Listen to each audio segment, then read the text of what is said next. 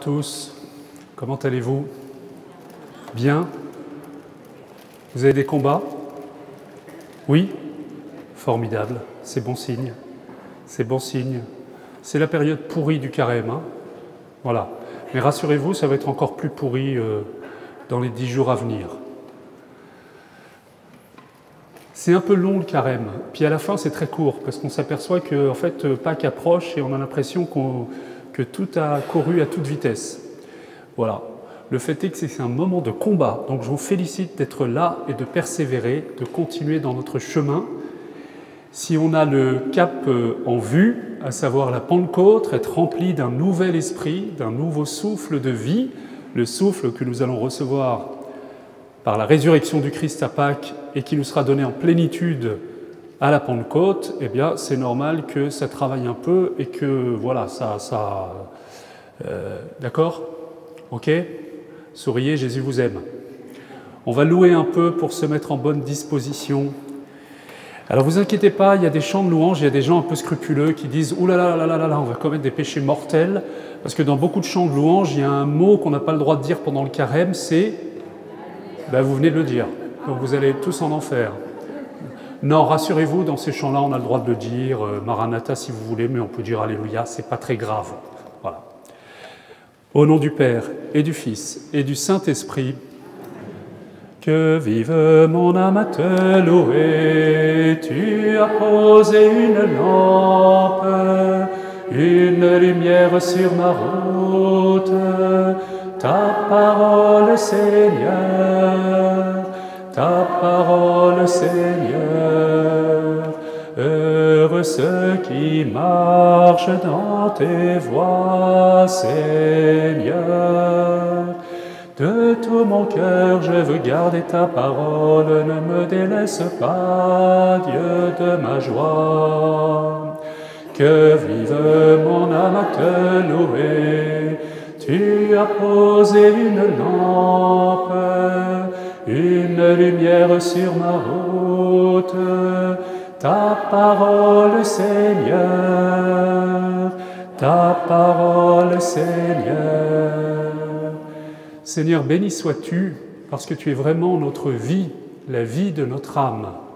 Depuis ce jour mystérieux que nous voulons contempler maintenant, je vous invite maintenant à vous mettre en présence de Dieu, mais on va faire un petit exercice. Vous allez penser à cet instant mystérieux. Vous étiez dans le sein de votre mère, et Dieu s'est penché sur vous et vous a appelé à appeler votre âme à l'existence. C'est ce qu'on appelle la création immédiate de l'âme. Votre corps, vous le devez à vos parents. Vous le devez à vos parents qui sont les instruments de Dieu pour vous transmettre la vie. Mais il y a ce lieu si précieux, le plus précieux de votre être, qui est votre âme spirituelle et qui a été directement créée par Dieu. Il y a ce moment où Dieu le Père s'est penché sur chacun d'entre nous. Vous vous souvenez du psaume 138 qui vous a peut-être accompagné pendant la semaine, si vous l'avez repris. « Mes os n'étaient pas cachés pour toi quand j'étais façonné dans le secret, dans le sein de ma mère. Quelle merveille je suis !» Alors je vous invite maintenant, voilà, on va fermer les yeux quelques instants et contempler cette merveille que je suis à l'instant où Dieu crée mon âme, et cet instant est un instant éternel. Dans l'éternité de Dieu, eh bien, je suis l'objet de son amour. Il m'attire à lui, il m'attire à l'existence. Il m'arrache au néant. Voilà, Seigneur Père, béni sois-tu, car tu es la vie de mon âme. C'est toi qui m'as créé. C'est toi qui me connaissais lorsque j'étais façonné, lorsque mon petit organisme se constituait. Dans le sein de ma mère, cette mère qui ne savait pas encore que j'étais là. Et toi, tu me connaissais. Quelle qu'ait été la manière dont j'ai été accueilli par mes parents, par ma famille, par le monde qui m'entoure, toi, tu me désirais. Toi, tu m'appelais à la vie. Béni sois-tu, Seigneur, pour la vie que tu me donnes, la vie de mon âme spirituelle, qui resplendit à tes yeux. Merci Seigneur d'être là.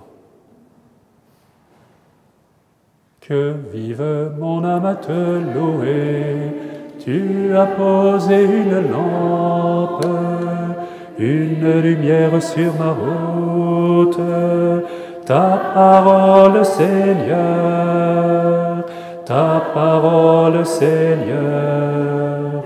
Heureux ceux qui méditent sur la sagesse. Vivifie-moi, apprends-moi tes volontés, dès l'aube de ta joie, tu m'as comblé.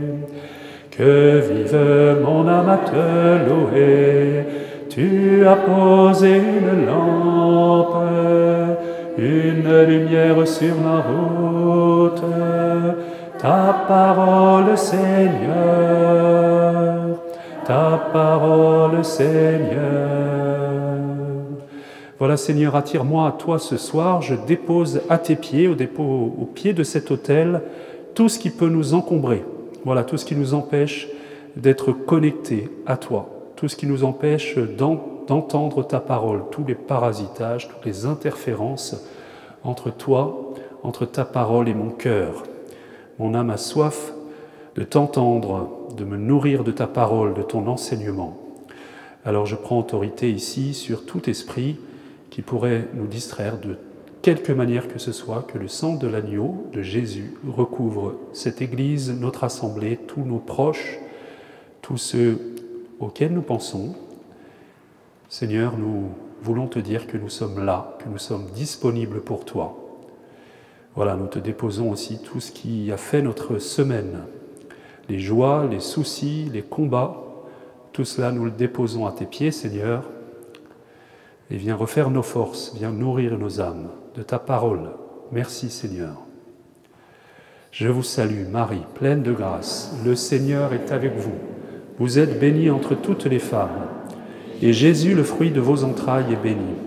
Sainte Marie, Mère de Dieu, priez pour nous pauvres pécheurs, maintenant et à l'heure de notre mort. Amen. Du livre de l'Exode. Moïse convoqua tous les anciens d'Israël et leur dit « Prenez un agneau par clan et immolez-le pour la Pâque. Puis vous prendrez un bouquet d'hysope, vous le tremperez dans le sang que vous aurez recueilli dans un récipient, et vous étendrez le sang sur le linteau et les deux montants de la porte. Que nul d'entre vous ne sorte de sa maison avant le matin. Ainsi, lorsque le Seigneur traversera l'Égypte pour la frapper, et qu'il verra le sang sur le linteau et les deux montants, il passera cette maison sans permettre à l'exterminateur d'y entrer pour la frapper. Vous observerez cette parole comme un décret perpétuel pour vous et vos fils. Quand vous serez entrés dans le pays que le Seigneur vous donnera comme il l'a dit, vous conserverez ce rite. Et quand vos fils vous demanderont « Que signifie pour vous ce rite ?» vous répondrez « C'est le sacrifice de la Pâque en l'honneur du Seigneur. Il a passé les maisons des fils d'Israël en Égypte, a frappé l'Égypte, il a épargné nos maisons. » Alors le peuple s'inclina et se prosterna. Je vous invite à vous asseoir. Alors, nous abordons un chapitre aujourd'hui essentiel, et tellement essentiel que nous allons l'aborder sans doute en plusieurs mardis, au moins 2 mardis. Cette soirée va préparer la soirée prochaine. Donc vous allez avoir du travail pendant la semaine, des devoirs de vacances, des devoirs de carême. Il faut qu'on pose bien le sujet. Nous avons tous des parents, nous avons tous un papa et une maman, nous avons tous des parents et des ascendants. Et des ascendants, normalement, si on remontait notre arbre généalogique jusqu'au bout, eh bien, on aurait un arrière-arrière-arrière-arrière-grand-père et une arrière-arrière-arrière-grand-mère commun, Adam et Ève. Donc vous pouvez saluer vos voisins en leur disant « Salut cousin, cousine ». Et mieux encore, salut frères, sœurs dans le Christ, en Jésus. Nous avons des racines communes, nous avons une humanité commune. Cette humanité, elle est belle, puisque Adam et Ève ont été créés à l'image de Dieu. Et cette image demeure malgré ce qu'on appelle le péché originel. D'accord ? Il y a des positions théologiques qui ont été condamnées par l'Église qui consistaient à dire, et c'est la position calviniste en particulier, à dire que en fait, le péché originel a même fait disparaître l'image de Dieu dans l'homme. Non, l'image n'a pas disparu, l'image de Dieu n'a pas disparu en l'homme. Simplement, cette image, elle est brouillée, on pourrait dire. Cette image, elle est abîmée, d'accord, par le péché originel. Mais cette transmission qui a été faite de génération en génération nous a transmis une humanité qui reste à l'image de Dieu, d'accord ? Simplement, il y a un péché originel qui fait que cette humanité est blessée. On va revenir sur ce péché originel. J'insiste sur le fait que chacun d'entre nous, nous avons une âme qui est créée directement par Dieu. Vous avez un corps, ce corps, Dieu l'a créé, mais à travers des médiations. Et ces médiations, ce sont les lois de la nature, et puis ce que vos parents ont fait pour vous donner la vie.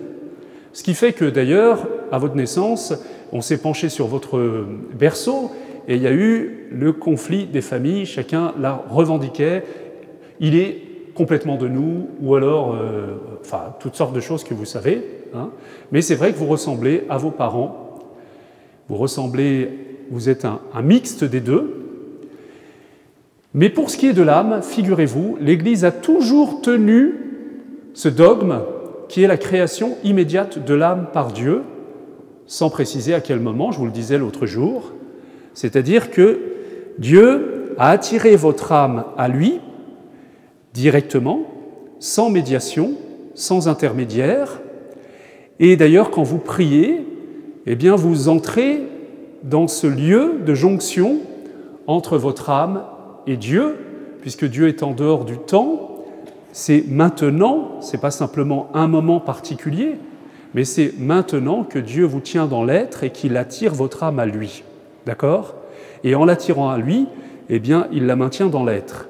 Mais à chaque fois que vous nous nourrissez de son Esprit Saint, de sa présence, votre âme vit eh bien, de ce dont elle a besoin, c'est-à-dire la vie de Dieu. D'accord ?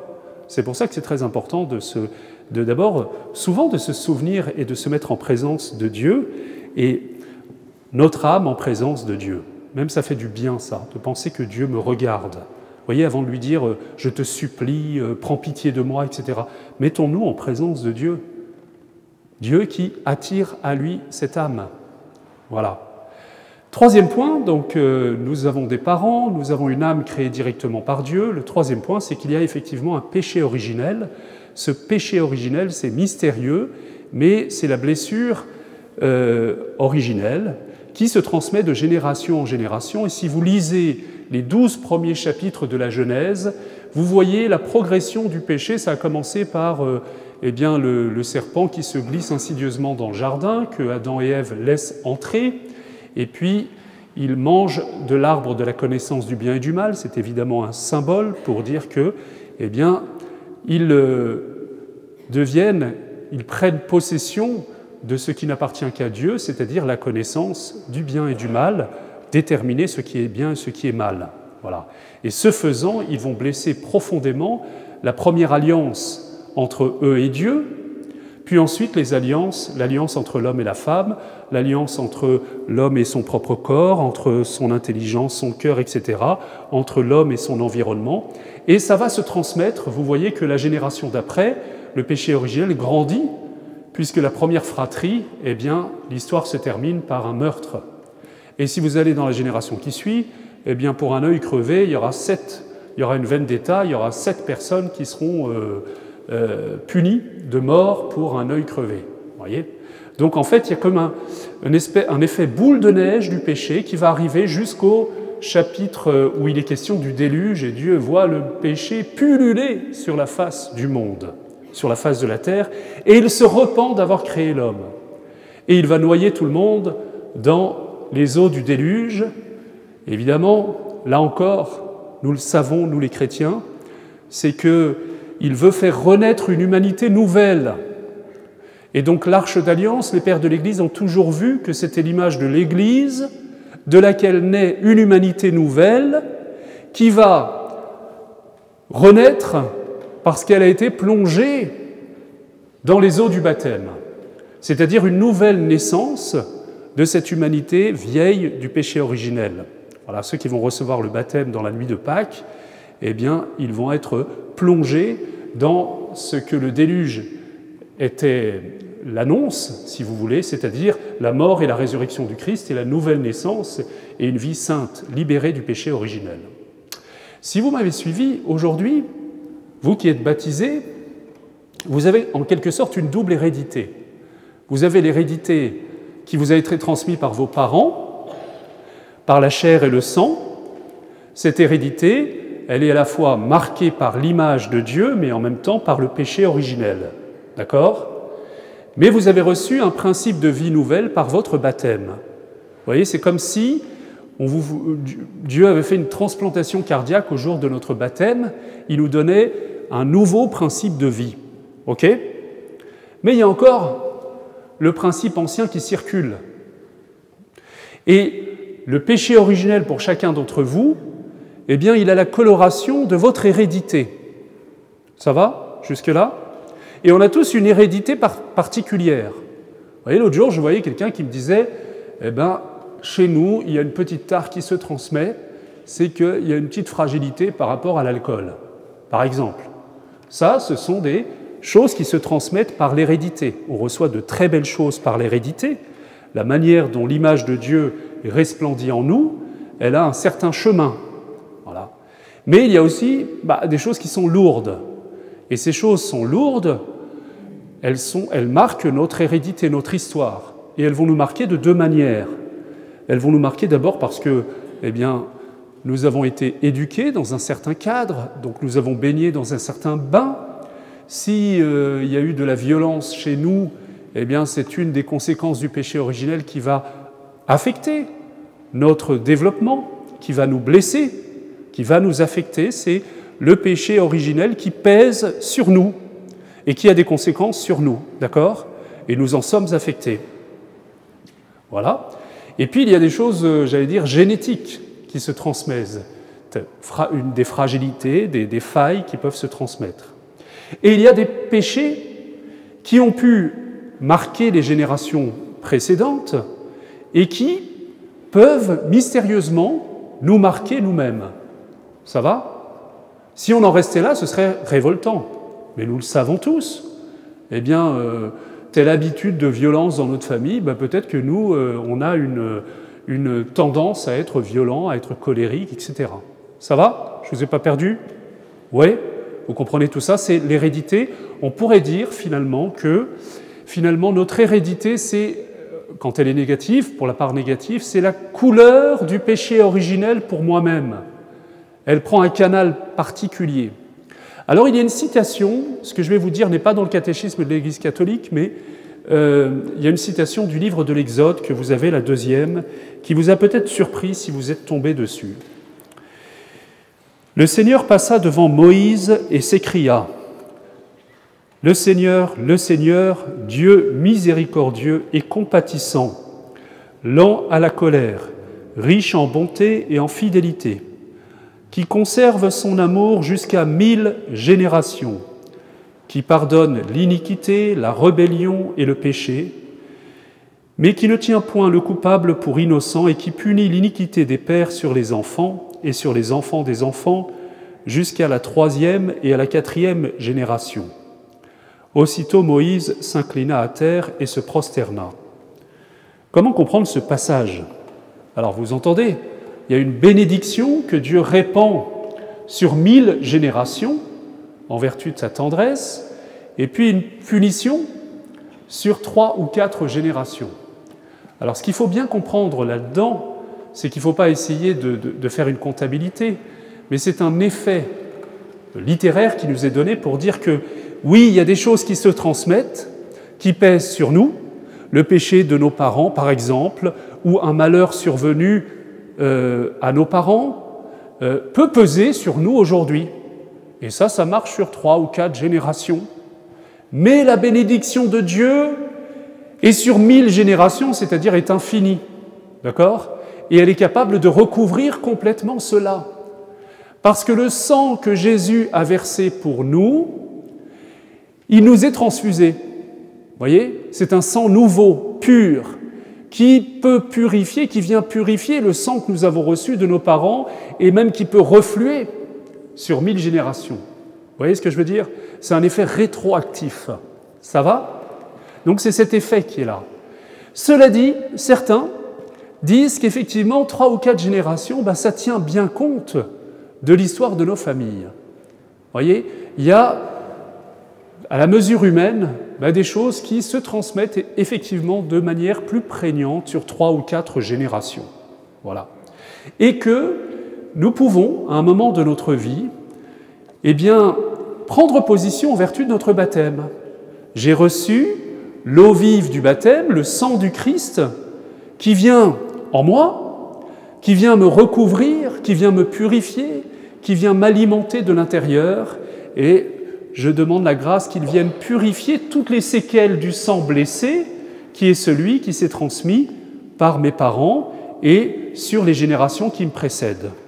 Ça va ? Je ne vous ai pas perdu encore ? Ok. Alors ça, c'est un point très important. Parce que vous voyez, nous ne partons pas de rien.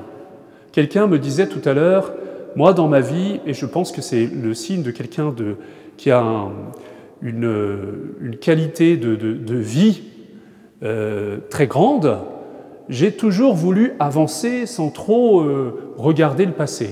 Je pense que c'est très bon comme attitude. Il y a des gens qui ruminent tout le temps le passé. Mais il y a des moments où Dieu nous dit, voilà, il y a des petits trucs du passé qui se réveillent. Et peut-être pas seulement de ton passé à toi, mais d'un passé qui te précède et qui, de quelque manière, t'a peut-être blessé, affecté. Et réjouissez-vous, quand ça vient, c'est que Dieu dit, c'est le moment de travailler ça pour que le salut réalisé par le Christ vienne irriguer cette histoire et te libérer des séquelles de ces péchés, de ces poids transgénérationnels qui pèsent aujourd'hui sur toi. Ok ? On peut découvrir que, c'est ce que j'évoquais notamment avec les portes ouvertes, qu'il y a eu des portes ouvertes, mais pas simplement ouvertes dans mon histoire à moi, dans ma vie, mais qui ont été ouvertes avant moi. C'est très clair, par exemple, on est moins coutumier de ça en France, mais pourtant c'est très présent. Mais vous avez des personnes souvent africaines ou des îles qui disent oui, moi j'ai une grande-tante ou une arrière-grande-tante ou un grand-oncle ou qui faisait de la magie ou de la sorcellerie, etc. Il faut savoir que ces pratiques-là, magie, sorcellerie, elles ont toujours un poids, elles ont toujours des conséquences. Pourquoi ? Parce que la magie, la sorcellerie, tous les rites ésotériques, c'est se détourner du Seigneur, entrer en contact, qu'on le sache ou non, avec des esprits, et ces esprits, ils réclament leurs droits, parce qu'on se consacre soi-même, ou on consacre ses descendants. Vous connaissez une famille comme ça, il y avait des enfants qui mouraient en bas âge à toutes les générations. Et il y avait une ancêtre qui avait fait de la sorcellerie, et elle avait consacré sa descendance, vous voyez, à travers des rites, des sacrifices, etc. Donc elle avait effectivement des pouvoirs. Vous voyez, mais ces pouvoirs, ils ne viennent pas de Dieu, ils sont diaboliques. Et ce lien, affectait toute sa descendance. Vous avez compris que quand on le sait, ça peut être révélé, il y a une prière de coupure de lien à faire, de renonciation des vœux qui ont été faits par l'ancêtre en question, en son nom, voyez. Et puis, il y a à célébrer des messes pour cette personne, pour le salut de son âme, mais surtout protéger toute la descendance des conséquences, donc casser, annuler tous les vœux, toutes les pratiques qui ont été faites, parce que par la suite, ben, les esprits, ils réclament leurs droits. Ça va ou pas?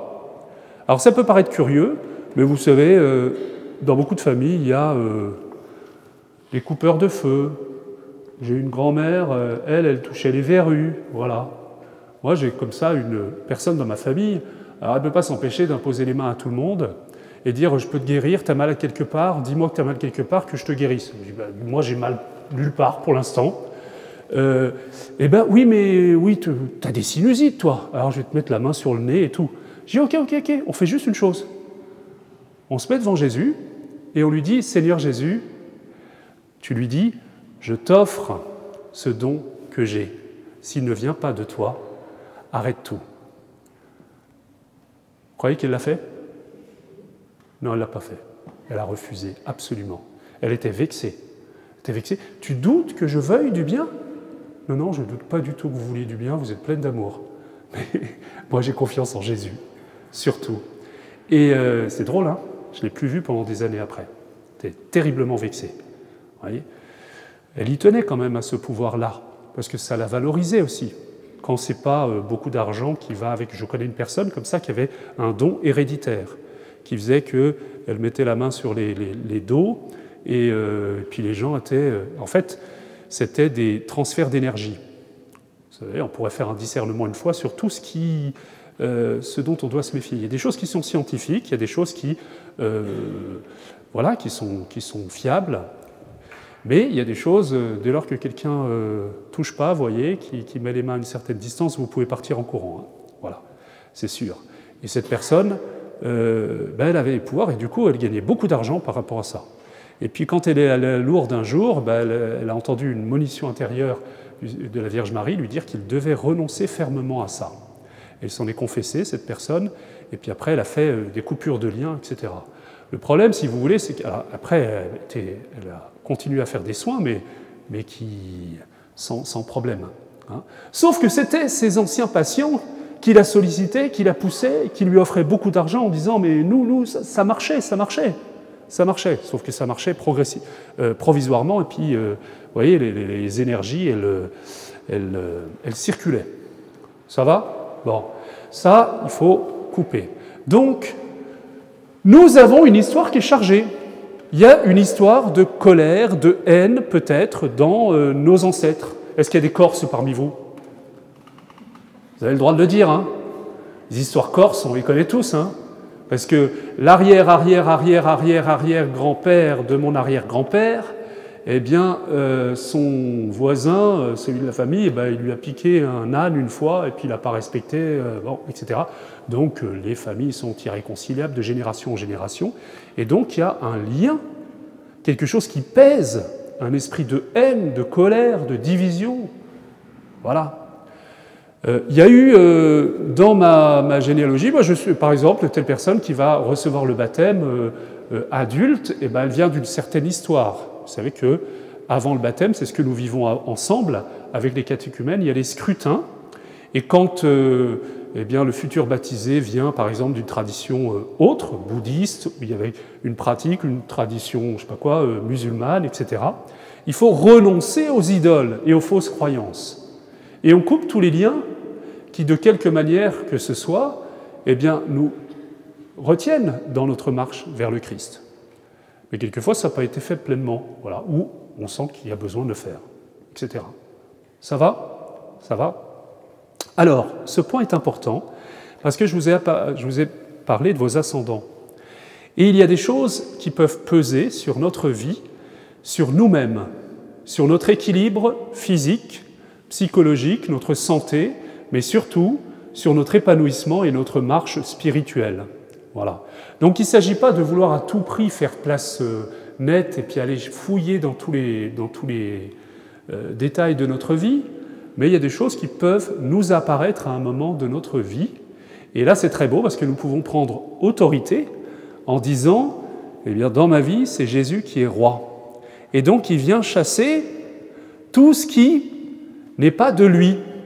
Il vient apaiser. Alors quand il va chasser, il vient faire ce qu'il a fait quand il est entré dans le temple de Jérusalem. Vous savez, il a pris des lassos et puis il a chassé les vendeurs du temple. Moi j'aime bien cette scène-là.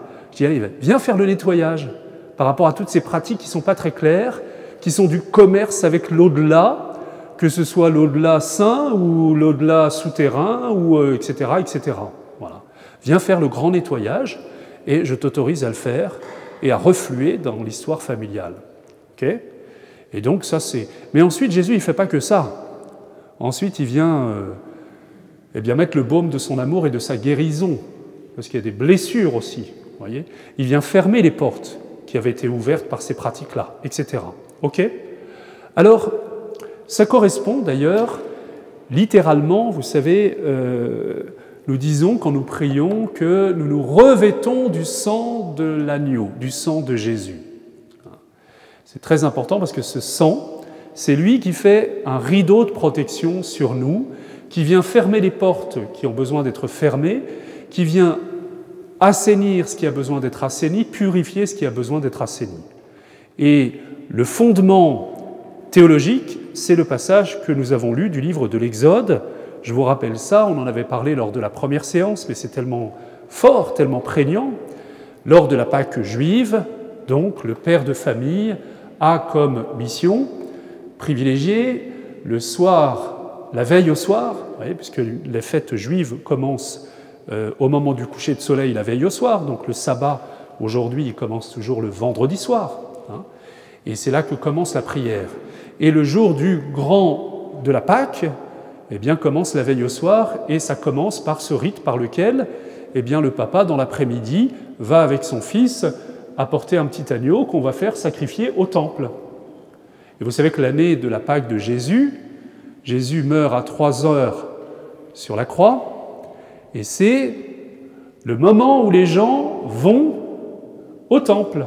Donc au moment où Jésus expire, on entend les agneaux bêler à quelques dizaines, centaines de mètres dans le temple, parce que les prêtres font le sacrifice des agneaux. C'est étonnant cette histoire-là, vous savez.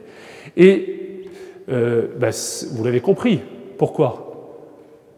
Parce qu'il est l'agneau dont les agneaux étaient le signe dans l'Ancien Testament. C'est lui le véritable agneau. Okay ? Et il y a 2 détails que nous spécifie saint Jean dans le récit de la mort de Jésus sur la croix. Le premier, c'est qu'il a été crucifié à midi. Hein. Et puis, il faut à tout prix que les condamnés à mort soient détachés de la croix avant le coucher du soleil, parce que c'est la fête de la Pâque et c'est le sabbat. Or, rituellement, il est impossible qu'on laisse des corps morts dans l'enceinte de la ville de Jérusalem. Donc il faut accélérer la mort. N'oubliez jamais que la crucifixion, c'est une des tortures les plus épouvantables qu'on ait inventées, et dans le sadisme humain a prévu que ça devait durer très longtemps en fait. On pouvait être crucifié plusieurs jours, on meurt de pure souffrance, d'épuisement. On se vide littéralement de toute son énergie, de son sang, etc., et de son souffle. Alors le Christ... donc, ils ont été crucifiés à midi, et à 15 heures, eh bien, on dit il faut accélérer la mort, donc on prend, j'allais dire une batte de baseball, il n'y en avait pas à l'époque, mais vous voyez, pour briser les jambes des crucifiés, pour accélérer la mort par asphyxie, pour qu'il ne soit plus possible de faire le geste qui permet de reprendre souffle. Donc, ils brisent les jambes des 2 personnes qui sont à droite et à gauche de Jésus, et quand ils arrivent à Jésus, ils voient que le corps est inanimé. Donc, il est mort en moins de 3 heures. Mais on comprend avec tout ce qu'il a vécu avant. Il a littéralement explosé, il a vécu la souffrance plus intensément que quiconque. Ça a commencé la veille, à son agonie à Gethsémani, tout ce qu'il a vécu dans la nuit, tous les sévices qu'on lui a infligés, notamment la flagellation qui suffisait à faire mourir. Hein. On ne flagelle pas quelqu'un qu'on va crucifier après. Hein. Vous voyez, lui, il a vraiment... il y en avait 1 sur 2 qui ne survivait pas à la flagellation. C'est pour vous dire qu'ils ont... Voilà. Toujours est-il que quand il voit le corps de Jésus, inanimé, il ne lui brise pas les jambes. Et ce détail est d'importance. Parce que rituellement, l'agneau qu'on présentait au temple devait être intact et surtout ne pas avoir les os brisés. Et c'est pour ça que saint Jean le spécifie. C'est une manière de dire « il est bien l'agneau sans tache, intact, pur ». Et la deuxième chose, c'est que pour vérifier qu'il est mort, il y a un soldat, le centurion, qui prend une lance et qui donne un coup dans le côté droit du Christ et qui va transpercer son cœur, et il nous spécifie qu'il a vu jaillir de son côté ouvert du sang et de l'eau, pourquoi du sang et de l'eau? S'il y a de l'eau, c'est qu'il a versé tout son sang. Or, précisément, les agneaux devaient être entièrement vidés de leur sang. Encore aujourd'hui, la nourriture cachère, c'est une nourriture qu'on a vidée du sang. Il n'y a pas de sang étouffé, parce que le sang, c'est ce qui appartient à Dieu, c'est l'âme, voyez, pour les Juifs. Donc, ces deux petits détails nous disent que Jésus est le véritable agneau. Il est celui qui purifie, qui protège, et dont les petits agneaux qu'on sacrifiait lors de la Pâque juive n'étaient que l'annonce. D'accord? Alors revenons à notre petit bonhomme et à son papa qui ont sacrifié l'agneau au temple, qui ont assisté à ce sacrifice, et ils ramènent l'un la coupe avec le sang et l'autre la chair de l'agneau. Arrivant à la maison, ils vont donner la chair de l'agneau à maman qui va préparer l'agneau dont on va se nourrir pendant le repas nocturne de la Pâque. D'accord? Et pendant ce temps-là, papa fait le tour de la maison avec son fils et, je vous le disais, avec une branche d'hysope, et c'est ce qui est dit dans ce passage-là, ils aspergent, ils peignent le linteau des portes pour que ce soit bien visible, parce que lorsque l'ange exterminateur, l'ange de mort, eh bien, passera sur chacune des maisons, eh bien, il ne pourra pas nuire, parce que la porte sera fermée, à ceux qui bénéficient de cette protection. Une maison, c'est très fort comme terme. Évidemment, c'est un lieu géographique, spatial, mais c'est notre maison, c'est-à-dire notre famille, la maisonnée. Donc le sang de l'agneau vient pour protéger la maisonnée de toutes les conséquences du péché originel et de toute attaque d'esprit exterminateur, de quelque manière que ce soit. Voyez ? Donc c'est ce rituel qu'on doit avoir en tête. D'accord? Ça va? Vous y êtes? C'est dur ce soir. Costaud, gros dossier ce soir. Mais c'est important. C'est important parce que, vous voyez, c'est une bonne nouvelle pour nos familles. Il y a beaucoup de gens qui disent « moi j'ai des ancêtres, j'ai perdu mon père trop tôt, etc. Je ne sais pas ce que je pourrais faire pour lui. » Et puis, je découvre quand même qu'il y a des choses pas très claires dans sa vie, ou dans la vie de nos ancêtres, ou des choses un peu compliquées. Voilà, qu'est-ce que je peux faire? Le sang de l'agneau est là pour, d'une part, protéger votre vie, vous-même, de tout ce que vous avez reçu de négatif, vos descendants, vos enfants, vos petits-enfants, et tous ceux qui vous sont liés de quelque manière que ce soit. Il y en a, ils n'ont pas d'enfants, ils n'ont pas de conjoint, mais ils ont une descendance, c'est-à-dire nous avons tous une fécondité dans notre vie, et toutes sortes de personnes qui nous sont liées. Okay? Donc nous pouvons déjà couper ce lien de transmission qui peut être négatif. Et pour ceux qui sont morts, eh bien on peut faire célébrer des messes. Vous savez que je n'ai pas tous les jours des intentions de messe. Pourtant, nous avons à la paroisse, excusez du peu, on va faire un peu d'autosatisfaction, on a un territoire paroissial de 6000 habitants. Et il y a entre 800 et 900 messalisants du dimanche. Donc on a un bon quota, il faut faire mieux, mais on a un bon quota, une bonne preuve. Mais j'ai pas 800 demandes multipliées par je ne sais pas combien de demandes de célébration de messe. Vous savez qu'à chaque messe, nous célébrons la messe, c'est-à-dire que l'entièreté du don que le Christ a fait sur la croix pour l'humanité va être consacrée à une intention particulière. Voyez, un vivant ou un mort. Donc, qu'est-ce que je peux faire pour ma grand-mère ou mon grand-oncle? Eh bien, vous savez, lors des messes d'enterrement, alors, de là où tu es, tu rigoles parce que tu nous vois, du ciel où tu es. Alors, pourquoi on célèbre la messe alors s'il est déjà au ciel? Oui, on doit en célébrer, et puis on doit en célébrer beaucoup. Vous savez, même sœur Emmanuelle, qui est quand même au top, elle a dit « N'oubliez pas de faire célébrer des messes pour moi ». Le pape Jean-Paul II aussi, il a demandé qu'on prie beaucoup pour lui. Ok, mais ça, c'est des grands pécheurs. C'est pas comme nous, c'est pas comme nos parents, c'est pas comme ceux qui nous ont quittés. La première chose qu'on a à faire, c'est de faire offrir des messes pour ceux qui nous ont quittés. D'accord? Vraiment pour le salut de leur âme.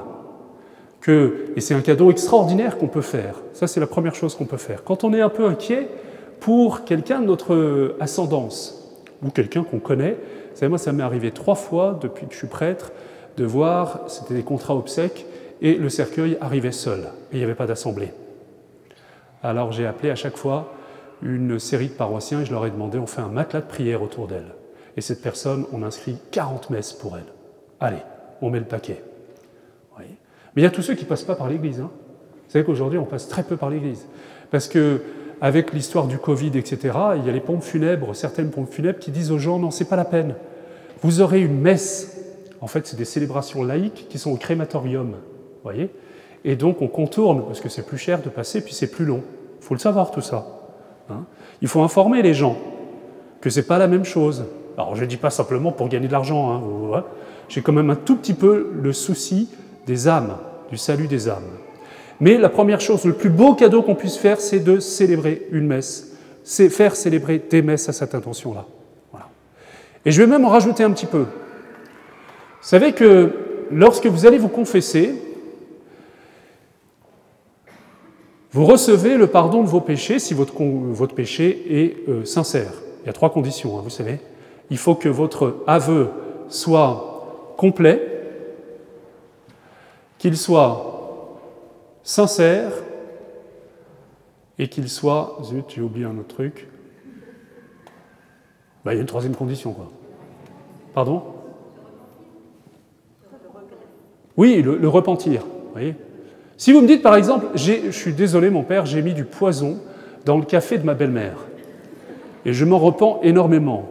Et je lui dis, mais bonne nouvelle, figurez-vous, elle n'a pas pris son petit déjeuner. Et si vous dites à ce moment-là, oh merde, je peux douter de l'authenticité de votre repentir. Vous voyez ? Vous êtes pris en flagrant délit de... Voilà. Et donc, je peux ne pas vous donner l'absolution. Je vous rassure, je ne l'ai jamais refusé. Enfin, non, mais... Non, pas pour des belles-mères, ça c'est normal. Mais en tout cas, le repentir, il faut un aveu qui soit, oui, précis. Il y a des gens qui disent « je demande pardon, Seigneur, pour mes péchés ». Oui, alors on pourrait détailler un petit peu. Oui, toutes les fois, en fait, j'ai fait des choses qui étaient contraires à la volonté de Dieu. Des péchés, donc. Oui, on peut préciser un peu. Oui, c'est ça, des péchés, oui. Plein de fois où, en fait, je pense que vraiment, je n'ai pas été correct avec Dieu. Ok, on avance, vous voyez. Le problème, c'est que c'est comme si vous allez chez le médecin et puis vous dites « soignez-moi parce que je suis malade ». On pourrait essayer d'aller un petit peu plus dans le détail.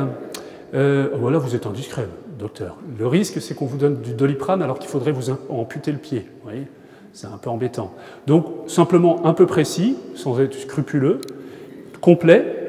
C'est sûr que si vous avez tué votre belle-mère et que vous avez mangé trop de chocolat et que vous arrêtez au chocolat, bon, il manque un peu un élément, ok ? Et puis qu'il y ait un repentir qui soit sincère. Alors là, vous avez, bonne nouvelle, la peine éternelle qui est levée. La peine éternelle, c'est la damnation, c'est le fait d'être coupé de Dieu. Je suis réconcilié avec Dieu. Mais il y a une peine temporelle.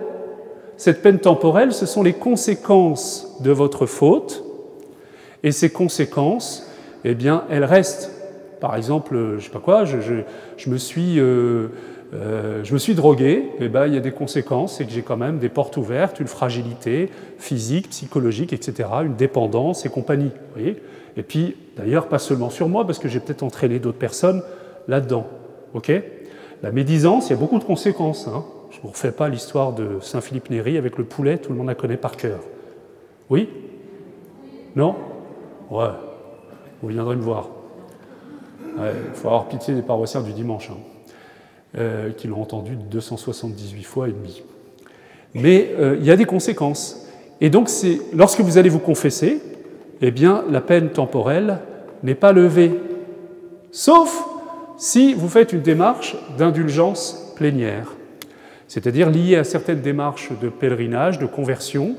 Vous pouvez recevoir une grâce de guérison où la miséricorde de Dieu non seulement fait lever la peine éternelle, c'est-à-dire vous réconcilier à lui, mais en plus vous donne une grâce de guérison sur les conséquences qui affectent votre vie ou la vie de quelqu'un qui est mort, et donc vous offrez cette grâce de l'indulgence plénière pour une âme qui est au purgatoire. Ça va? Moi, je veux dire, une chose qui me touche beaucoup, c'est que quand j'en parlais aux collégiens, aux lycéens dans les écoles, en disant ben, vous pouvez faire quelque chose pour vos grands-mères, vos grands-pères qui sont morts, etc., c'est de faire une vraie démarche de conversion et d'offrir, en lien avec un pèlerinage à Rome ou telle démarche qu'on pourra voir ensemble, eh bien, la grâce de l'indulgence plénière pour eux. Ben, ils y allaient tous. Vraiment, c'est beau parce que c'était vraiment l'amour.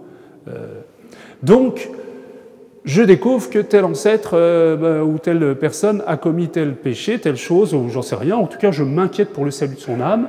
Eh bien, je n'ai pas cherché à ruminer cette inquiétude. Non, je fais célébrer une messe. Je peux faire une démarche particulière de réconciliation liée à la grâce de l'indulgence plénière. Ça va? Déjà, on fait beaucoup de cette manière-là.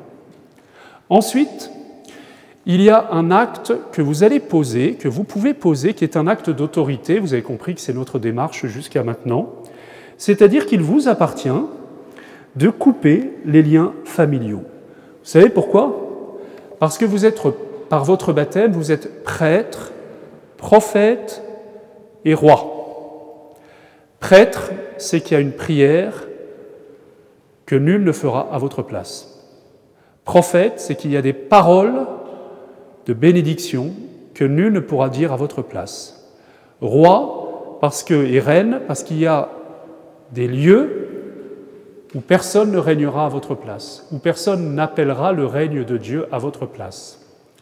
Par exemple, si vous êtes marié et que vous avez des enfants, eh bien, vous avez la responsabilité, comme le père de famille chez les Juifs, qui met le sang de l'agneau pour protéger de tout ange de la mort sa descendance, donc sa famille, et pour rappeler la bénédiction de Dieu sur sa famille. Mais c'est un acte qu'il pose. Vous voyez, c'est intéressant parce que s'il ne le fait pas, l'ange de la mort, il passe. D'accord? Donc, qu'est-ce que c'est que l'acte que vous faites? C'est un acte de bénédiction. La bénédiction, elle consiste à bénir ceux qui me sont confiés. D'abord, me bénir moi-même, bénir ceux qui me sont confiés, et puis nous revêtir tous du sang de l'agneau pour casser tout ce qui peut se transmettre, pour empêcher toutes les transmissions générationnelles de mauvais esprits, de choses qui affectent et qui pèsent de manière générationnelle sur nous. Ça va? Vous pouvez arrêter le truc. Vous voyez? C'est vraiment une barrière, le sang de Jésus. Alors, de manière très concrète, vous savez, je vous le disais dans la première séance, mais c'est tellement beau. Quand on va bénir un appartement, une maison, en fait, il y a plusieurs choses qui sont faites rituellement. La première, c'est que, moi je demande souvent aux personnes de préparer un crucifix, ou le crucifix, et de le mettre au-dessus de la porte d'entrée. Pourquoi? Parce que c'est l'agneau crucifié qui fait verser son sang sur la porte, sur les linteaux des portes de l'entrée. Allusion au rituel de la Pâque juive, mais dans son actualisation.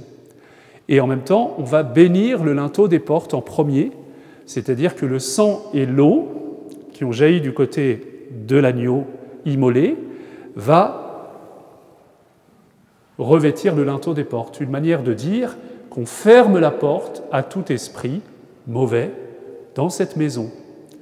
Et vous comprenez que ça ne concerne pas que l'espace de la maison. C'est vrai qu'il y a des lieux qui ont besoin d'être libérés, il y a des lieux infestés. Souvent, l'autre jour, j'ai été dans une maison comme ça, il y avait quand même du bruit, il y avait des choses bizarres et tout. Il se trouve qu'il y avait eu plusieurs suicides dans ce lieu-là.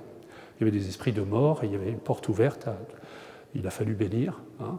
Donc c'est l'eau bénite avec du sel exorcisé, voyez, qui purifie, qui assainit le lieu, parce qu'il y a toute une histoire. Et je n'ai pas fait ça seulement, j'ai célébré des messes pour les personnes qui avaient habité cette maison et qui avaient commis ces actes. Hein. Voilà, parce qu'il y avait un esprit de mort qui pesait sur cette maison. Okay? Donc il y a le linteau des portes qui est béni. Et puis il y a le rameau de la fête des rameaux, qu'on va célébrer dans 3 semaines maintenant. La fête des rameaux, c'est les portes de Jérusalem qui s'ouvrent pour accueillir leur roi, le Christ, Hosanna, au fils de David. C'est toi notre roi, et c'est toi qui vas dominer sur tout le reste. T'es plus fort qu'Hérode, t'es plus fort que Pilate, t'es plus fort que Caïphe. Il n'y a que toi qui règnes dans les cœurs ici. D'accord? Donc, à la fois, on a fermé les portes avec le sang de l'agneau à tout mauvais esprit, et en même temps on ouvre les portes à notre roi, au Christ, qui peut rentrer. Et une fois qu'on a fait cette bénédiction, eh bien on rentre dans toutes les pièces de l'appartement et on nettoie. Ça va? Et puis il y a un deuxième lieu qu'on peut préparer, qui est au cœur de la maison. Et dans la tradition belge, moi j'ai vécu en Belgique une fois, pendant 3 ans, eh bien en Belgique, les familles pieuses, elles se réunissent dans la pièce principale où il y a une cheminée. Et on met souvent une icône sur la cheminée, parce que c'est là où il y a le feu. Et le foyer, c'est le lieu où était entretenu le feu. Quel feu? Le feu de l'amour qui unit les époux, le feu de l'amour qui unit la famille, mais surtout le feu de l'amour de Dieu, de l'Esprit Saint qui est au cœur de cette maison. Donc on ferme la porte à tout mauvais esprit et puis on appelle. Alors on met souvent une icône, c'est bien de mettre une icône de la Sainte Famille, vous voyez, Joseph, Marie, Jésus, enfin vous voyez, quelque chose qui nous fait pas penser, qui évoque, ou la Trinité, oui, qui évoque cette union, cette communion d'amour qui doit habiter et qui doit régner, ou le Christ roi, ce que vous voulez, voyez. Mais c'est très beau parce que j'ai décidé que chez moi et dans ma descendance, c'était le Christ qui régnait et c'était son royaume qui s'établissait. Vous voyez, c'est un acte d'autorité, je suis prêtre, prophète et roi. Voilà, je le suis sur ma maison. Mais vous pouvez le faire partout. J'aime bien raconter cette histoire de cet homme parce qu'il m'a ébloui vraiment de sa sainteté, de sa force, de son autorité, de sa paix, de sa douceur, au milieu dans des endroits. Moi, je suis désolé, quand je vais au Monoprix, j'ai qu'une envie, c'est d'en partir. Et bien lui, on s'attarde à sa caisse. Et tout le monde s'y attarde, parce qu'il dit, moi, je suis plus puissant que Joe Biden ici, et que Poutine. Parce qu'ici, les 3 mètres carrés qui me sont confiés de ma caisse, eh bien, le sang de l'agneau arrête toutes les attaques de l'adversaire, et je bénis prêtre. Je prie pour chacune des personnes qui passent. Prophète, je lui dis quelque chose de gentil, une bénédiction. Et roi, je chasse tout mauvais esprit de là. Voyez, c'est un seigneur, ce mec-là. Je vais vous dire, au ciel, il sera bien placé. Très, très, très, très bien placé. Il a une belle place, quoi. Il est souverain. Le bien qu'il aura fait, mais il sait qu'il a un espace. On a tous un espace sur lequel il nous appartient d'exercer notre autorité. Ok ? Alors, l'espace dont je vous parle ce soir, c'est votre famille. Avant de parler de vos descendants, c'est de vous protéger et de protéger votre maisonnée, votre descendance, eh bien, des lourdeurs qui peuvent être au-dessus, qui peuvent tomber sur vous, ça va ? Qui peuvent peser sur votre vie, qui peuvent peser sur la vie de vos descendants, la vie, l'équilibre de votre famille, etc. Ça va ? Important. La semaine prochaine, on parlera de comment activement appeler la bénédiction sur nos enfants et sur les personnes qui nous sont confiées. Voilà, c'est la deuxième étape. Mais là, déjà. Alors, comment on fait ? Il y a un petit exercice pratique que je vais vous demander de faire. Oui, alors, j'ai évoqué des choses, couper les liens familiaux. Il y a des péchés commis par des ascendants, des malédictions, des pratiques ésotériques, la magie, la sorcellerie, l'adultère, etc., etc. Des événements qui ont pu traumatiser dans l'histoire familiale. Oui, ça c'est vrai que c'est très présent, ça.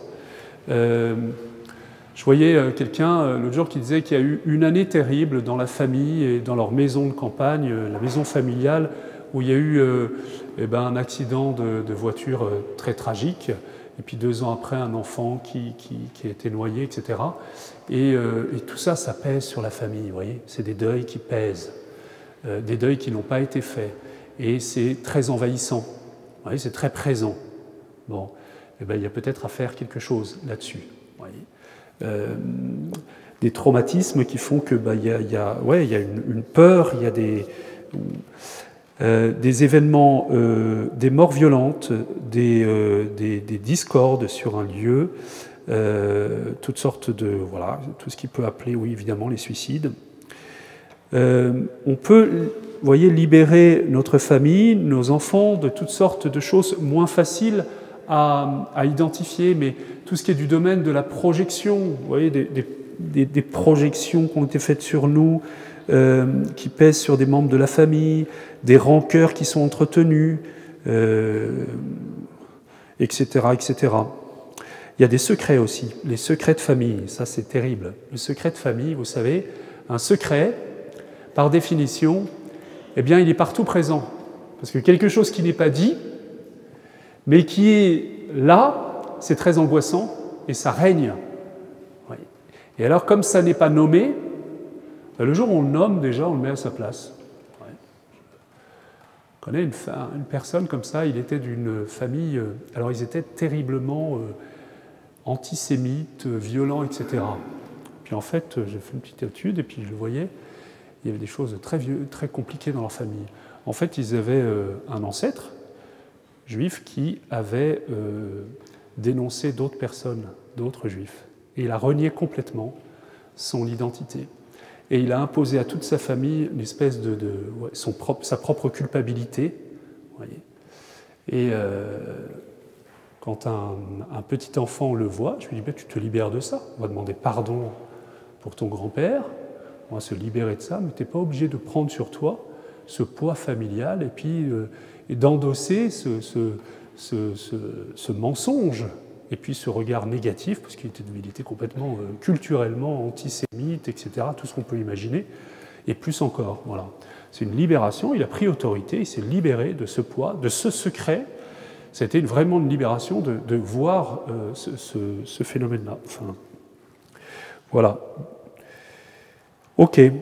Alors, qu'est-ce qu'on fait dans ces cas-là? Vous allez faire un petit exercice, si vous voulez, pour la semaine prochaine.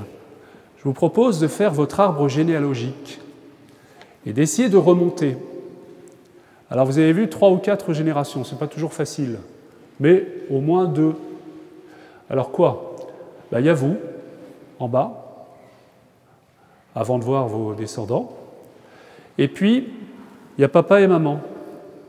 Mais papa et maman, ils ont des frères et sœurs, donc déjà leur situation dedans, dans la famille.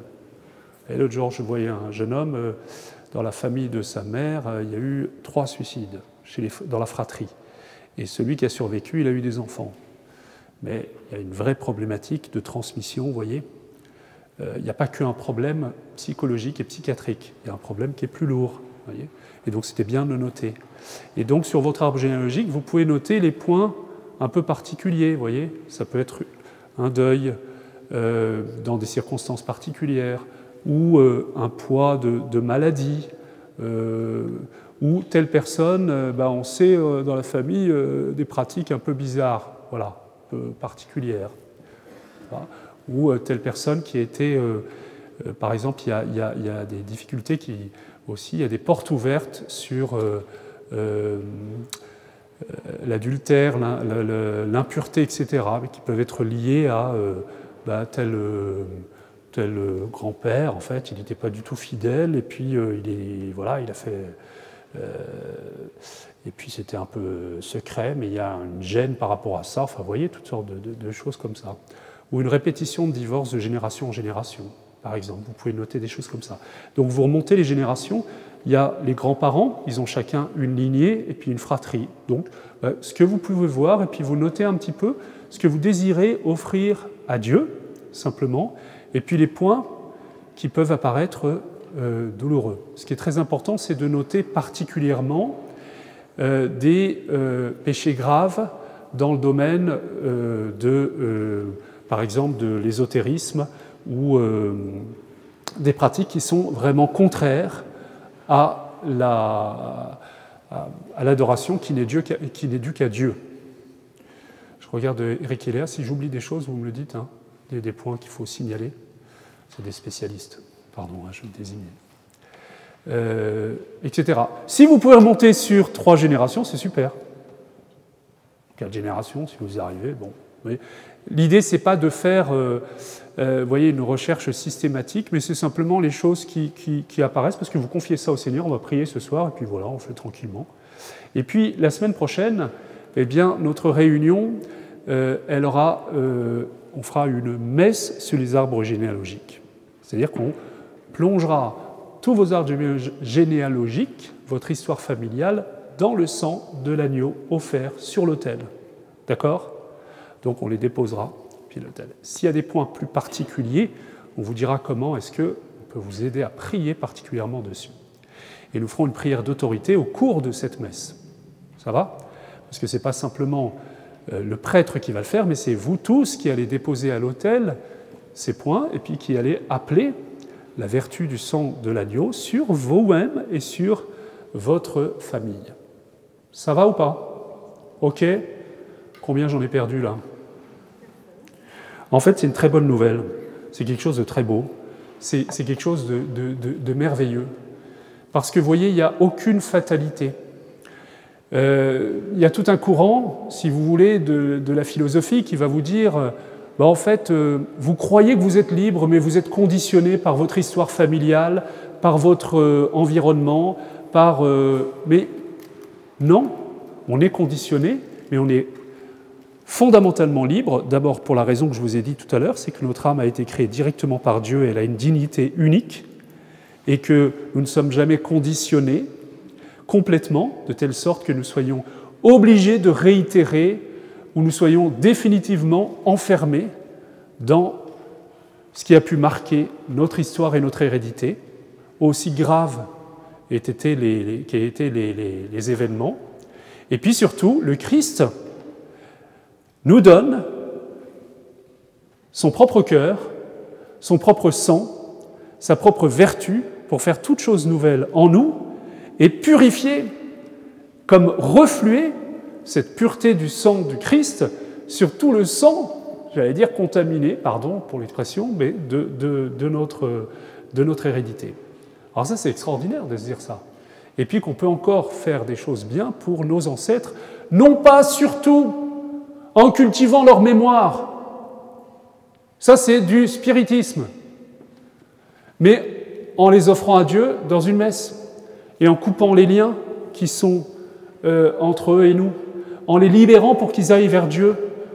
Il y a des gens, ils pensent tout le temps qu'ils doivent penser à leurs parents, etc. Puis une dame qui me disait « Ma mère est morte il y a 1 an et je me reproche, j'y pense pas souvent. » Ben, je dis « Félicitations. Qu'est-ce que vous voulez faire? Vous voulez mettre un portrait de votre mère en grand et vous prosterner devant elle et brûler de l'encens devant elle toute la journée? Non mais elle va vers Dieu. Donc, vous faites célébrer un certain nombre de messes, vous pleurez un bon moment, ça fait du bien, ça s'appelle le deuil, et puis basta, quoi. Puis si vous ne pensez plus, ben c'est très bien. Ben, c'est peut-être que je ne l'aimais pas assez. On n'aime personne, nous, il n'y a que Dieu qui aime. Et puis c'est peut-être justement que vous l'honorez parce que vous vivez sur la terre des vivants. Vous voyez, il y a des familles où on entretient le souvenir. Alors, tiens, je croise le regard de quelqu'un avec qui ça me fait sourire parce qu'on en avait parlé. Il y a aussi des cultures où on est beaucoup dans le culte des ancêtres. On va vénérer les ancêtres. Vous savez qu'on fait ça dans beaucoup de cultures. Et en fait, non, il y a une adoration qui est due à Dieu. On peut se féliciter, faire mémoire de nos ancêtres. Et les familles, là, parmi vous, des deux rognonieux de Chabalet du truc. Alors moi, les gens qui viennent me dire à la sortie de la messe, vous n'êtes pas le descendant de Joseph de Maistre? Je dis, je ne sais pas, je m'en fous. Voilà. Mais à quoi ça nous sert? Et en quoi ça me... Le snobisme, Aristo, truc prout-prout, balai dans le cul... Pardon, excusez-moi, mais... faut arrêter ces trucs-là, quoi. C'est du culte qui est dû à Dieu, quoi. C'est tout. Oui, on est descendants d'Adam et Ève, et puis on est frères dans le Christ. Au revoir, madame. Oh. On n'a rien à se dire, en plus, quand on a dit ça. Elle me raconte qu'elle est descendante de madame la marquise de truc machin. Ouf, ça fait du bien, ça. Ah oui, ça libère. Ah, mais vous ne savez pas le nombre de sorties de messe où je m'en tape un ou deux. Hein. Oh là là, il faut être charitable. Hein. Bon, on coupe avec tout ce qui est du passé. Vous savez, il y a une scène formidable, c'est Sodome et Gomorrhe. Vous voyez, quand Abraham fuit Sodome et Gomorrhe, parce que c'est le lieu qui va être détruit par Dieu, parce qu'il est habité par la malédiction due à tous les péchés qui sont dedans, et puis vous fuyez, et vous ne retournez pas. Et la femme de Lot, elle se retourne, et qu'est-ce qui lui est arrivé? Elle est transformée en statue de sel. Vous savez, comme le dieu Janus, qui a deux visages, un qui est tourné vers le passé et un qui est tourné vers l'avenir. Bon, non, on n'a qu'un visage qui est tourné vers l'avenir. Et s'il y a encore des choses qui nous retiennent, qui sont liées à l'histoire du passé, eh bien, on met le sang de l'agneau entre nous. On fait la paix. Vous savez, on coupe le lien et on les renvoie à Dieu. Je pense à, peut-être, j'avais célébré une fois des obsèques, une personne qui s'était suicidée, et Il avait des enfants, il avait notamment une fille, il était dans la franc-maçonnerie, donc péché très très grave. S'il y a la franc-maçonnerie dans votre ascendance, etc., là il y a des liens à couper, parce que ça pèse aussi sur votre famille, hein, donc c'est important de le faire spécifiquement. Donc il était en franc-maçonnerie, il s'était suicidé, et puis il avait abandonné sa fille, etc. Et évidemment, il y avait toute la franc-maçonnerie parisienne à l'église Saint-Sulpice qui était là, et puis qui se gargarisait. Ça ne les a pas gênés de s'approcher pour communier. Hein. Bon, là, ouais. Il y a quand même un manque de cohérence, hein, en l'occurrence. Mais bon, on a eu le début avec le panégyrique de cette personne qui était quelqu'un de formidable, et qui allait vers la lumière, forcément, et qui riait beaucoup, etc., et qui était très heureuse, et qui était quelqu'un d'extraordinaire. Hein. Puis sa fille vient me voir, je me permets de le raconter parce qu'elle m'a autorisé. 2 mois avant, elle dit « Je suis très en colère, parce que ce qu'on a dit, c'est pas vrai. Il nous a lâchés, hein. Il nous a lâchés, puis c'est mal ce qu'il a fait, puis c'était pas quelqu'un de parfait, hein. Voilà. Mais, vous voyez, mon père, ce qui me gêne, c'est que tant que je suis en colère, j'ai l'impression que je le retiens. Je l'empêche d'aller vers la lumière. Je dis, c'est incroyable que tu aies cette intuition parce que tu as redécouvert le purgatoire et tu as redécouvert la communion des saints. Alors, qu'est-ce que je peux faire pour lui permettre d'aller dans la lumière? Eh bien, d'abord, on va faire célébrer des messes pour lui. Et on va demander pardon pour un certain nombre de péchés. Mais toi, et on va couper les liens qui sont liés notamment à son appartenance à la franc-maçonnerie et à cela. Très bien. Pour le plonger dans la miséricorde de Dieu. Mais toi, eh bien, entre dans un chemin de pardon. Alors, c'est pas facile. On va offrir ta colère au Seigneur et on va dire, Seigneur Jésus, ton sang, vous savez, le sang de l'agneau, c'est aussi le sang d'Abel. Vous connaissez l'histoire de Caïn et Abel? Caïn tue son frère, et puis pour que son péché ne soit pas vu de Dieu, il l'enterre. Puis Dieu dit, qu'as-tu fait de ton frère? Je ne suis pas le gardien de mon frère. Et Dieu lui dit, le sang d'Abel crie justice vers moi. Mais ça ne s'arrête pas là. L'auteur de l'Épître aux Hébreux nous dit que le sang de Jésus, le sang de l'agneau, descendu sur terre, parle plus fort que celui d'Abel. Ça veut dire que le pardon que Jésus a offert sur la croix peut recouvrir tout le mal du sang versé par les autres. Ça va? Donc le sang d'Abel est recouvert, purifié, et donc tu peux offrir ta colère, ce cri qui est comme celui d'Abel, qui crie justice, qui crie vengeance, mais l'offrir à Jésus, et Jésus, eh bien, parle plus fort que ce cri et va le transformer en bénédiction. Et un jour, ton cœur sera libéré. Elle revient me voir plusieurs semaines après, elle dit « Je suis en paix ». Je lui dis « Je pense que c'est un bon signe. Ça veut dire que tu as fait la paix, mais que lui, il est en route vers la lumière. Sois en paix pour ton papa. On fera célébrer notre messe encore, vous voyez ? Mais elle aurait pu entretenir le souvenir. Il y a des deuils qui ne sont pas faits. Il y a beaucoup de gens qui ont fait tourner les tables pour s'amuser. Mais moi, je l'avais vu avec des élèves, des collégiens. On l'a fait une fois comme ça, mais en fait, j'étais triste parce que ma grand-mère est morte, et puis je n'étais pas là aux obsèques, et puis je n'ai pas été là à la fin, je n'ai pas pu lui parler, etc. Et il va faire tourner les tables, et puis effectivement, il y a une réponse. Et puis c'est toujours « je suis ta grand-mère », et puis tel ou tel détail de leur vie qui les trouble beaucoup, puis continue à prier. Mais on ne dit pas « continue à prier Jésus », vous voyez, continue à prier, c'est-à-dire entre en relation. Puis le garçon, je pense à un garçon particulier, il a eu peur un jour parce qu'il a continué, puis un jour la voix lui a dit « donne-moi ton âme ». Ah, ça l'a fait flipper, il est venu me voir.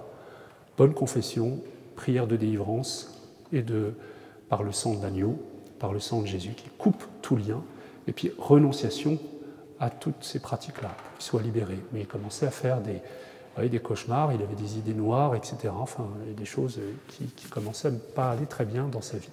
Ça va, on ne va pas étendre indéfiniment, mais c'est pour vous dire que, eh bien, il y a un acte d'autorité qui vraiment nous permet d'appliquer la vertu du sang de Jésus sur nos familles et que ce sang reflue sur, eh bien, tout ce canal par lequel la vie nous a été transmise. Ça va ? Amen. Bon, vous ferez votre petit travail cette semaine, si vous voulez. On prie un peu pour terminer.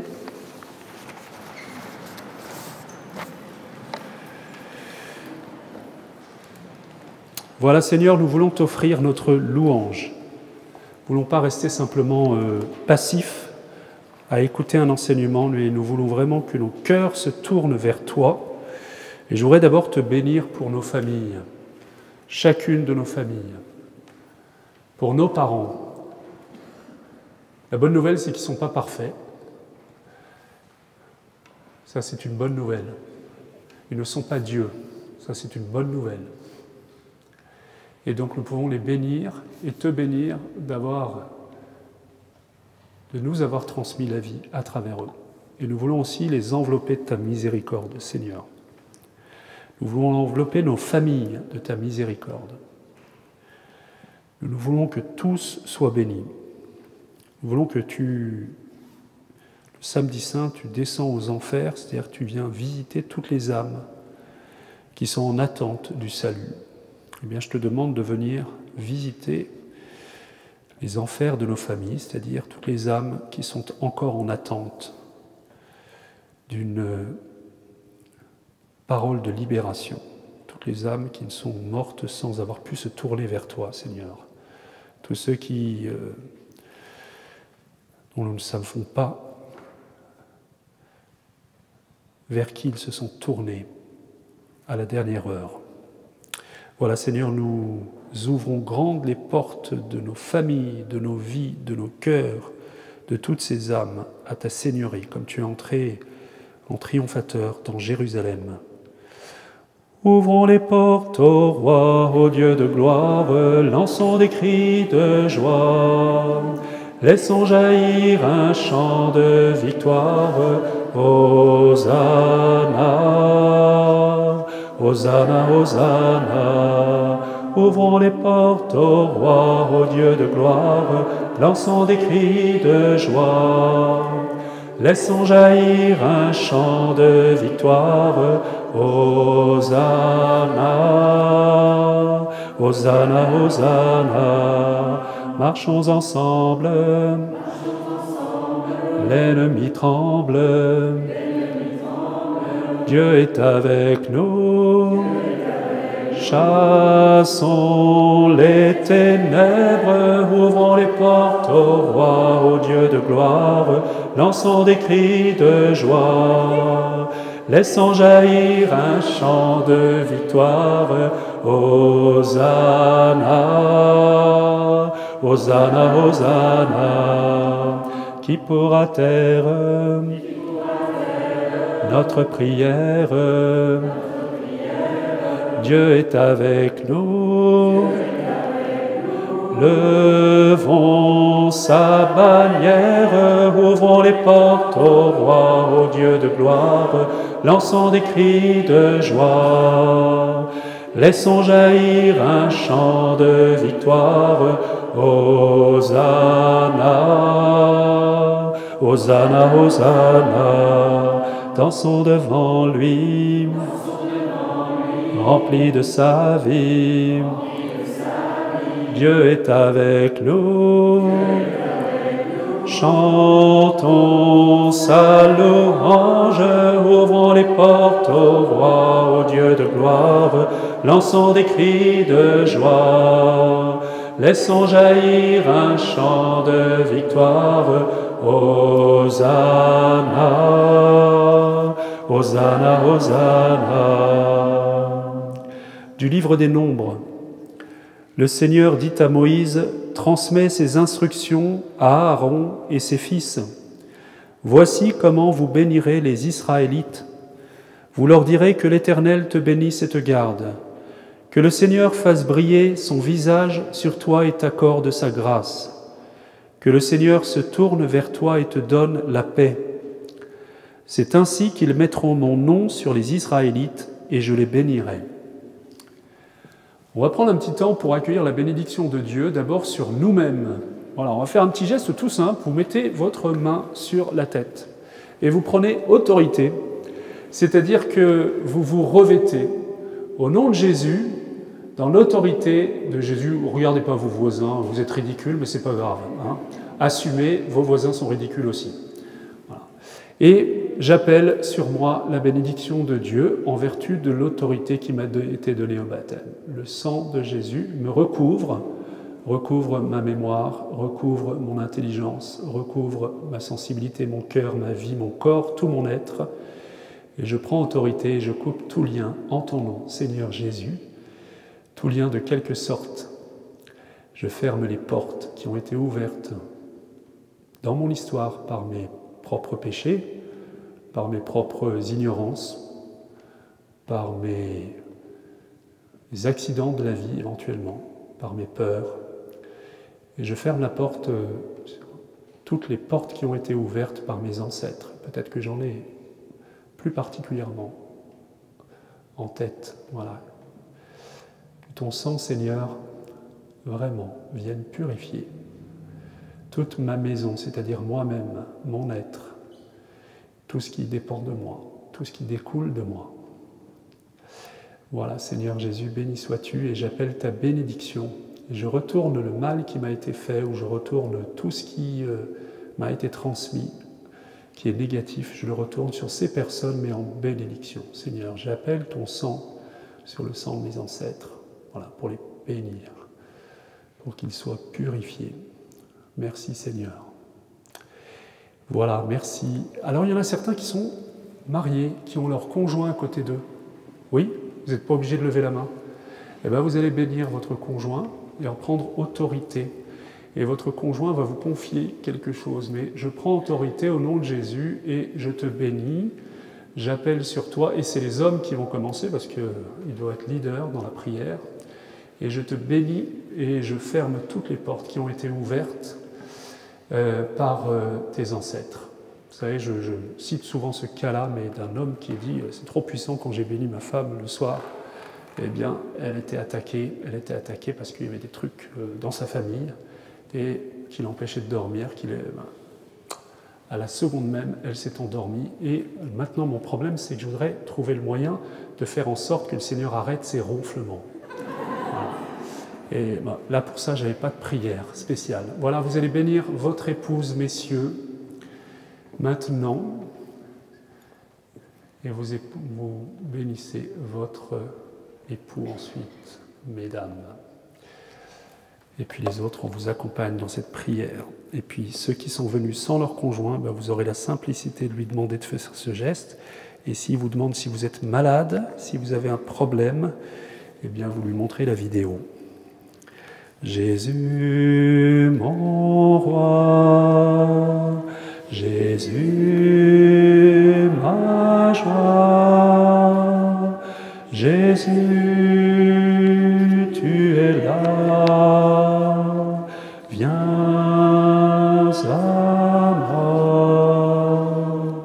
Jésus, mon roi, Jésus, ma joie, Jésus, tu es là, viens à moi.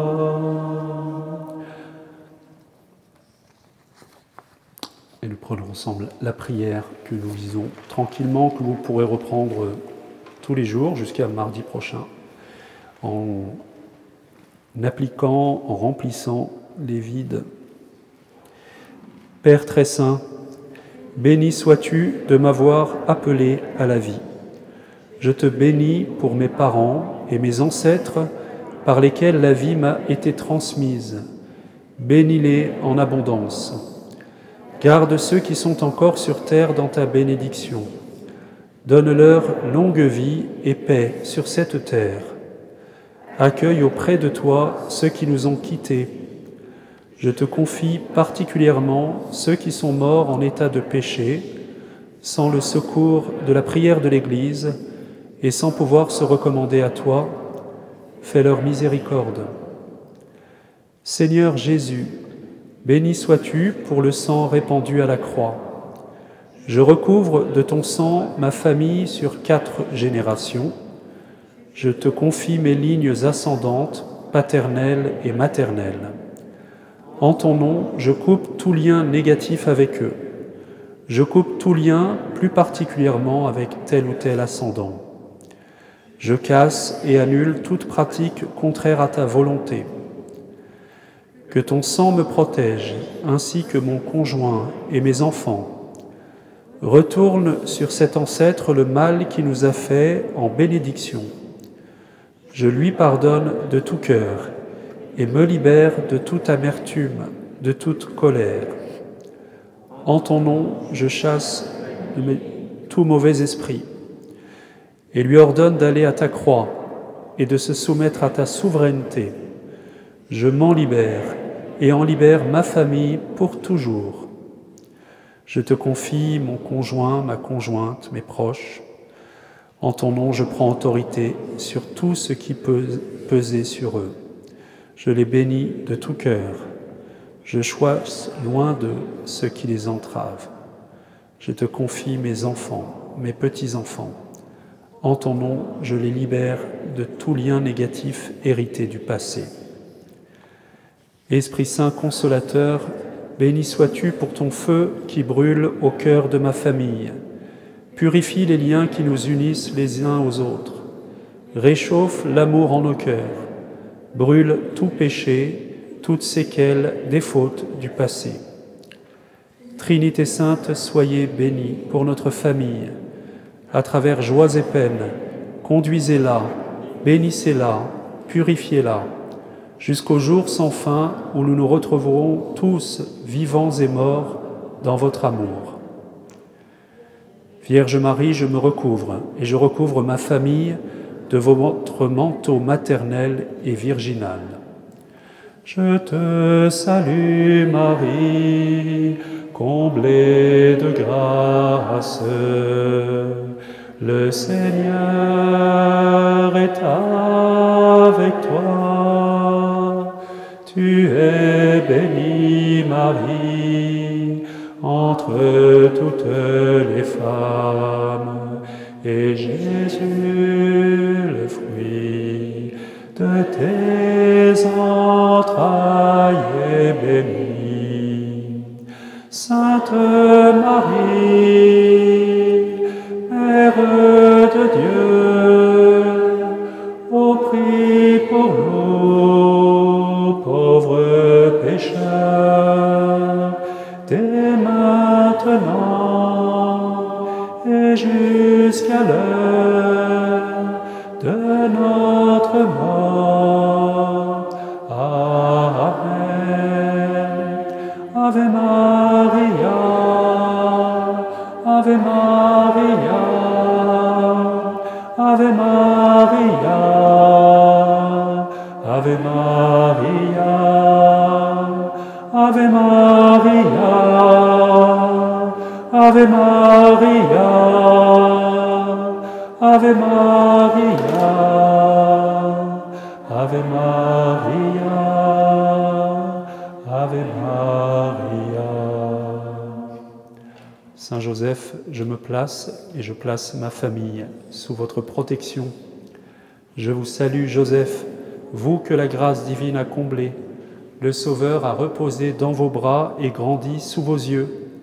Vous êtes béni entre tous les hommes, et Jésus, l'enfant divin de votre virginale épouse, est béni.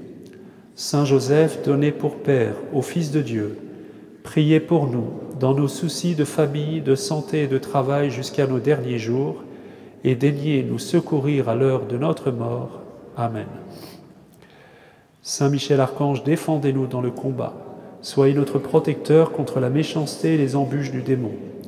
Que Dieu réprime son audace, telle est notre humble prière. Et vous, prince de la milice céleste, par le pouvoir divin qui vous a été confié, précipitez en enfer Satan et les autres esprits mauvais qui parcourent le monde pour la perte des âmes. Ainsi soit-il. Saints anges et archanges, défendez-nous, gardez-nous. Maintenant, Seigneur, tu peux me laisser m'en aller dans la paix Maintenant, Seigneur, tu peux me laisser reposer. Tu peux laisser s'en aller ton serviteur en paix selon ta parole, car mes yeux ont vu le salut que tu prépares à la face des peuples. Maintenant, Seigneur, tu peux me laisser m'en aller dans la paix. Maintenant, Seigneur, tu peux me laisser reposer.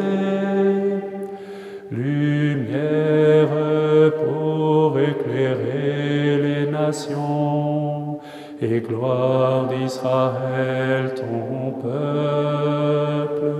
Gloire au Père et au Fils et au Saint-Esprit, pour les siècles des siècles.